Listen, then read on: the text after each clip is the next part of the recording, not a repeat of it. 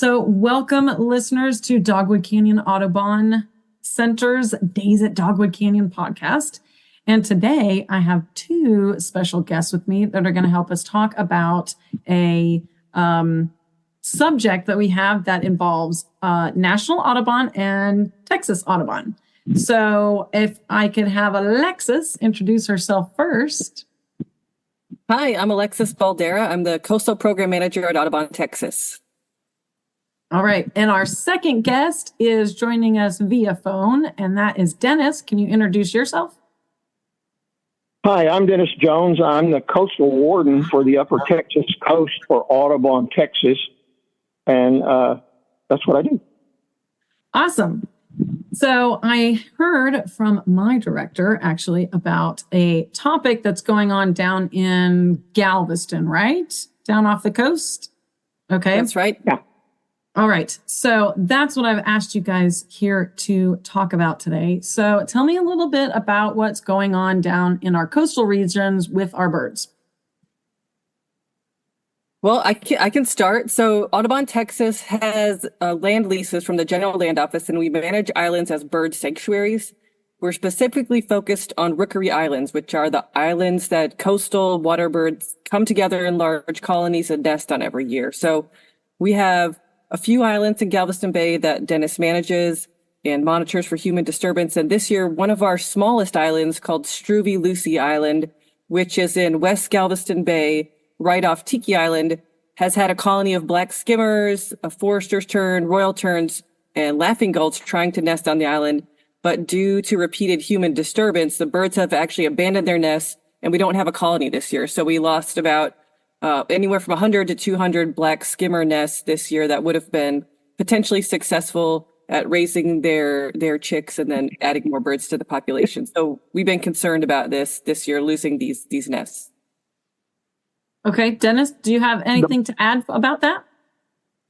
Oh, yeah. As a matter of fact, I'm spread pretty thin to begin with, but I especially am concerned about the black skimmers on Struve-Lucy. The reason is that although they're not endangered, the skimmers are having a hard time of things. They don't nest just anywhere willy-nilly. They're very faithful to a site, and they have been forced to abandon this one.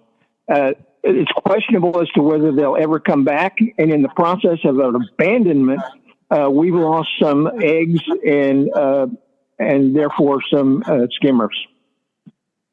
Do we know why this particular black skimmer, this bird, which is a water bird, they spend a lot of time out in the ocean, correct? Yes, correct. The black skimmer lives on the coast. It's a really amazing species. If you've ever been on the coast and seen a bird flying low, it's very starkly black and white with an orange bill and just kind of skimming along the water with its lower bill. That's a black skimmer. And they're the only species that's lower jaw is actually longer than its top jaw. And they have a very sharp, like razor sharp jaw when you see them from the front. It's very narrow. So they're a very unique, beautiful species that flies along the coast, forages, eats fish, and then nests on these islands. And they prefer to nest on the ground. So some birds like to nest in the trees, like our big brown pelicans and white egrets. Other species like to nest directly on the ground. And so their nest is actually just a little scrape in the sediment. And they love to nest on Struve-Lucy for some reason. It's this very tiny island, less than an acre big in size. It's like 3 little islands.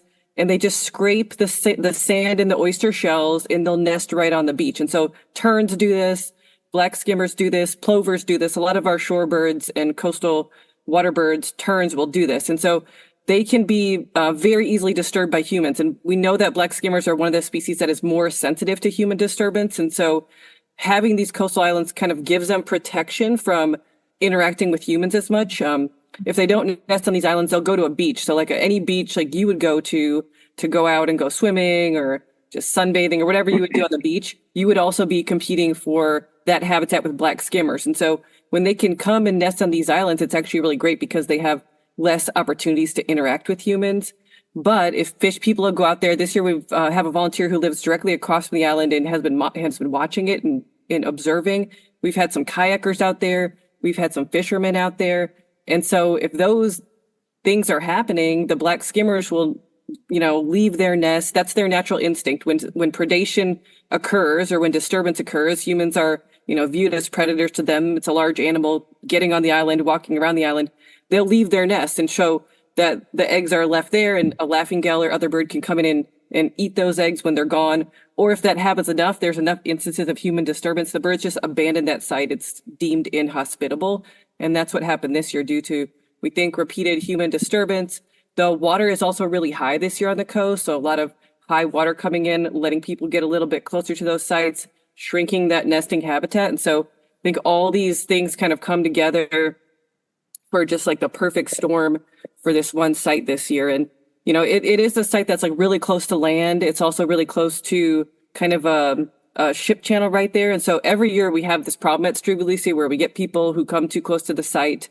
Dennis has done a good job of putting up a lot of signage out there. So we do have signs that say, stay off island, no landing, caution, nesting birds. It's a violation of the Migratory Bird Treaty Act. We have a lot of signage telling people to stay off the island, but we also need people to stay back from the island to just not get too close to the edge of the sand where those birds are nesting. So we're doing what we can to try to put up the signs, but we still every year get this problem. And then this year just kind of culminated in this abandonment. So you answered the question I was going for there, is why. I was going to ask Dennis if we knew why the skimmers chose this particular island, but it sounds like it has everything that they need. There's also the factor that we don't know. But what I would say is this is a generational thing. Black skimmers have probably been nesting on this island since there was an island. Okay. And let me explain to you a couple of things that happen when those birds, any nesting bird on the beach, or practically any bird anyway, experiences when they get disturbances, i.e. human, predators of other sorts. First of all, the birds go up in the air. When they go up in the air, they leave their eggs exposed to the intense summer sun. And you can actually cook those little embryo inside those eggs if they're not covered. Secondly, when the birds actually hatch and they're still nestlings, if the parents have to leave, then once again, the summer sun can beat down on them to such an extent that they just simply overheat and die. Thirdly, shorebirds in particular are a little on the predaceous side. If a seagull who's maybe not so sensitive to being disturbed by humans sees an unguarded nestling, guess what? They're going to eat it. Also, if they see an egg there that's unguarded, even grackles, if you can imagine that, will pick the eggs and eat the embryo or the yolk that's from the inside of it. So, having said all that, you can see why disturbance of any kind, especially the kind that can be prevented, is critical. We need the public's help to prevent this from happening. Honestly, during the nesting season, I do not, underline the word do not, get on the islands, and I'm out there as much as I can be. And I don't find the need to do that. Okay.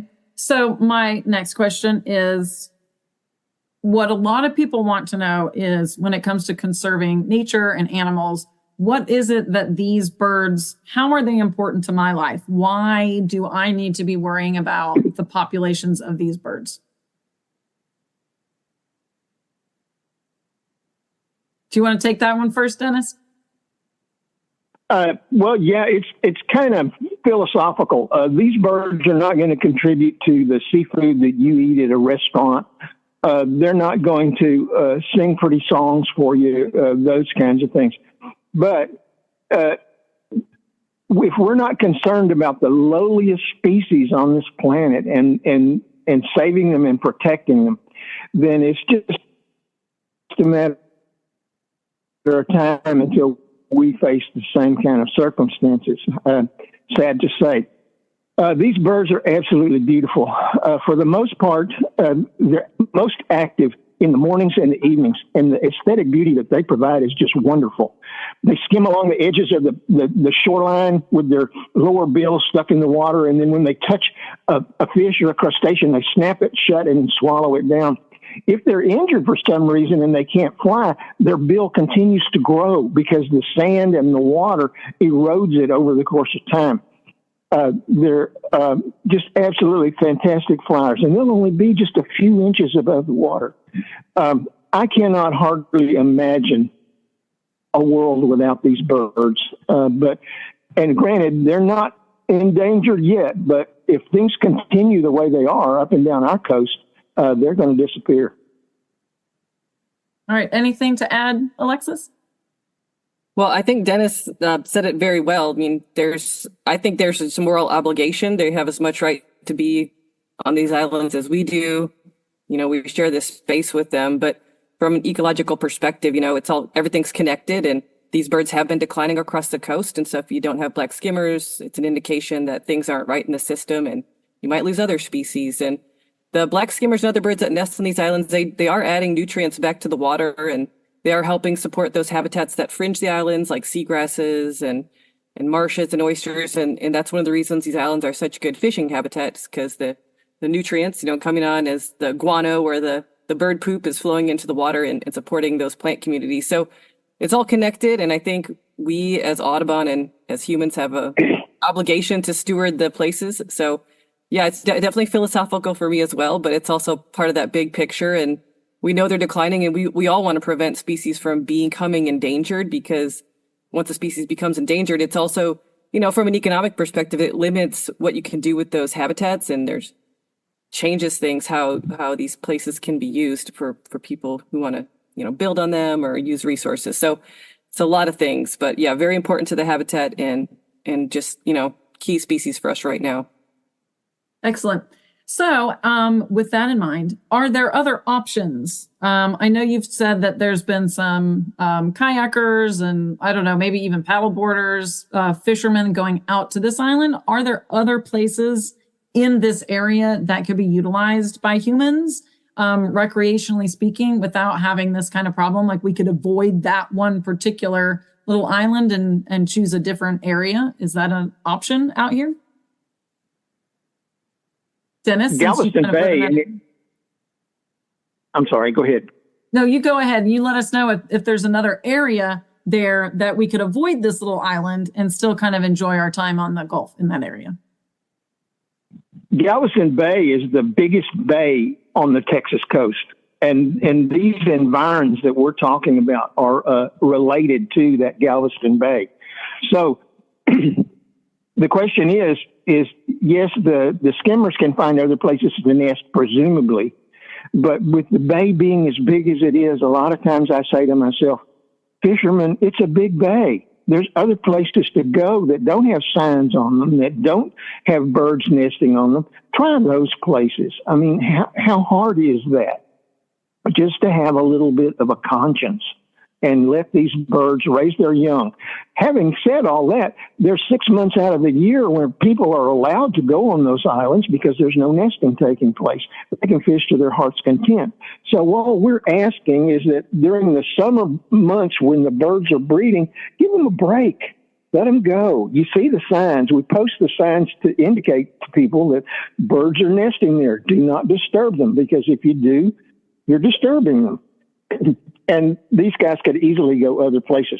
They come at night in some cases and wander across the islands and get the birds up in the air, step on eggs. Who knows what they do? But we can't guard those islands 24/7. And the whole thing is sometimes feels like we're trying to sweep back the tide. We do the best we can, but at the same time, there's so many people. The Galveston area, actually the upper Texas coast, or the Texas coast in general, is seeing massive, massive increases in population and people, therefore fishermen. And so the problem is just getting larger. It's not getting smaller.